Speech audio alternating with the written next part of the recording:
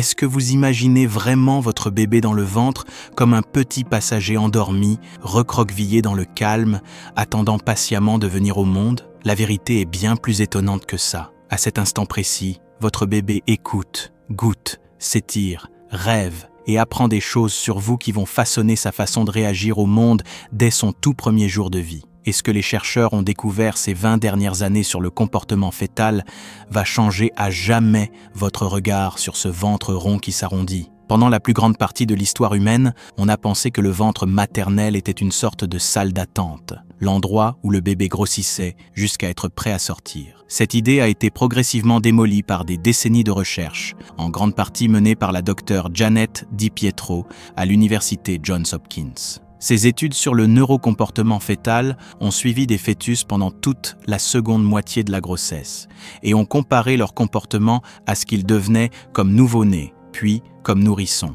Sa conclusion était simple et totalement révolutionnaire. Le comportement ne commence pas à la naissance, il commence plusieurs mois avant, et les schémas observés dans l'utérus permettent en réalité de prédire le bébé qui va arriver. Alors, qu'est-ce que votre bébé fait là-dedans ? Il y a 6 comportements précis que les scientifiques ont maintenant documentés, et chacun d'entre eux se produit en ce moment même dans votre corps. Premièrement, il bouge constamment. Les coups de pied que vous ressentez, ce ne sont que les temps forts. Dès 9 semaines de grossesse, votre bébé se déplace déjà, s'étire, tourne, fait de petits mouvements saccadés que vous ne pouvez pas encore détecter. Au 2e trimestre, il peut faire des galipettes, battre des mains, porter son pouce à sa bouche et changer de position plusieurs fois par heure. Des études par échographie ont capturé des fœtus en train de bâiller, de se frotter le visage, et même de pratiquer le mouvement de ramper qu'ils n'utiliseront que des mois après la naissance.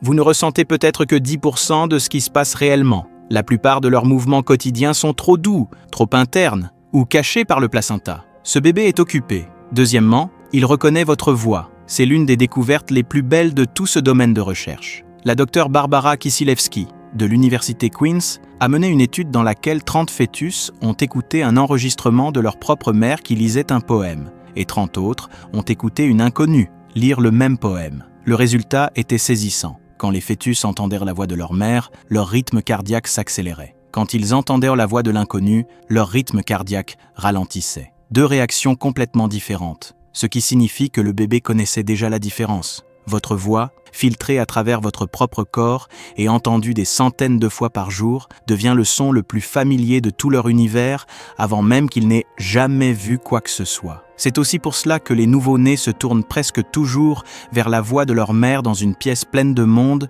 dans les premières heures suivant leur naissance. Ils vous ont écouté pendant des mois. Troisièmement, ils goûtent ce que vous mangez. Vers 20 semaines de grossesse, les papilles gustatives du bébé sont pleinement développées. Et à partir de ce moment, les saveurs que vous consommez passent par votre circulation sanguine dans le liquide amniotique qui les entoure et ils l'avalent. Une étude bien connue a suivi des mères qui mangeaient régulièrement des carottes pendant leur grossesse, puis ont présenté des carottes à leur bébé pour la première fois à 6 mois.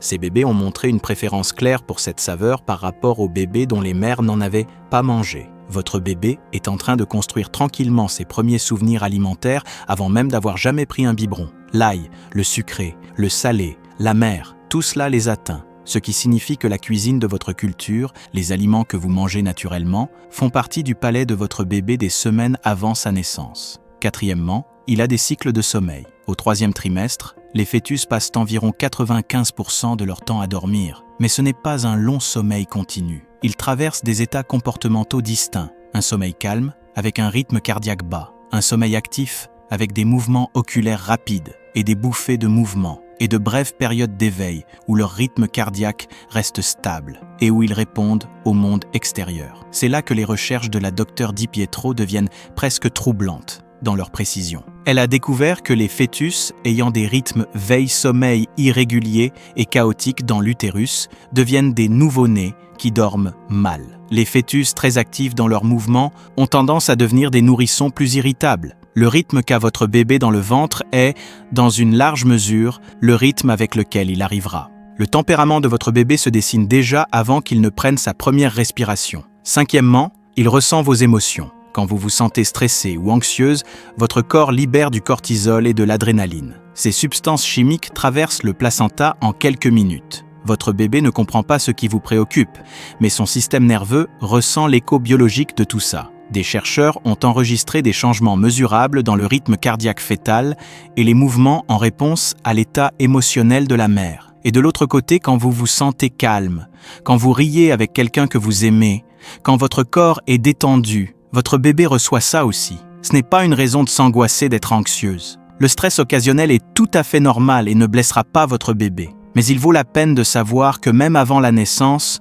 vous et votre bébé êtes déjà dans une sorte de conversation émotionnelle. Vous n'êtes jamais seul dans votre corps et eux non plus. Sixièmement, ils s'entraînent pour la naissance. Ces petits frémissements rythmiques que vous ressentez parfois, ceux qui viennent en battements réguliers, ce sont généralement des hoquets. Et les hoquets dans le ventre ne sont pas aléatoires. C'est le diaphragme de votre bébé qui pratique les mouvements respiratoires dont il aura besoin au moment de son arrivée. Les pédiatres voient généralement les hoquets fœtaux comme un signe que le système nerveux contrôlant la respiration est en train de mûrir dans les temps. Votre bébé s'entraîne également à sucer, le pouce dans la bouche, la main vers les lèvres, répétant le réflexe qui lui permettra de se nourrir dans les minutes suivant sa naissance. Il pratique aussi la déglutition et le clignement des yeux. Un chercheur de l'université de Lancaster au Royaume-Uni a même découvert que les fœtus au 3e trimestre tournèrent la tête pour suivre des configurations de lumière ressemblant à des visages projetés à travers la paroi utérine, ce qui signifie qu'ils manifestent déjà une préférence pour les visages humains avant même d'en avoir jamais vu un. Chaque petit entraînement dans votre corps les prépare à un monde dont ils n'ont entendu que des échos étouffés. Pour rassembler tout ça, votre bébé n'attend pas de commencer sa vie. Il la vit déjà. Il a une personnalité qui se forme. Il a des préférences gustatives en train de se construire. Il a une voix qu'il connaît et en qui il a confiance, et c'est la vôtre. Il a un rythme de sommeil et d'activité qui va se transporter directement dans ses premières semaines à la maison. Et il a un lien émotionnel avec vous qui dure déjà depuis des mois, avant même que vous le teniez dans vos bras pour la première fois. Ça change quelque chose d'important dans la façon dont beaucoup de parents se sentent dans ces dernières semaines de grossesse. La relation n'a pas encore commencé. La relation est déjà profonde. Vous lui avez chanté des chansons, vous avez mangé avec lui, vous lui avez parlé, vous avez senti ses mouvements, vous avez répondu à ses coups de pied. Le moment où vous vous rencontrez face à face, vous n'êtes pas des étrangers. Vous êtes déjà de vieux amis qui se voient enfin pour la première fois. Alors la prochaine fois que vous sentez ces petits frémissements venant de l'intérieur de votre corps, faites une pause et laissez-vous envahir par ça. Ce n'est pas juste un bébé qui grandit. C'est une petite personne qui goûte votre dîner, qui écoute votre voix, qui dort et se réveille selon un rythme qu'elle apportera dans le monde, qui apprend ce que ressentent vos émotions et qui se prépare tranquillement à vous rencontrer. Le lien que vous pensez commencer le jour de l'accouchement a déjà plusieurs mois. Vous avez été tout leur univers depuis le début et ils ont fait attention à chaque instant. N'oubliez pas de vous abonner à ma chaîne YouTube pour découvrir encore plus de contenu comme celui-ci.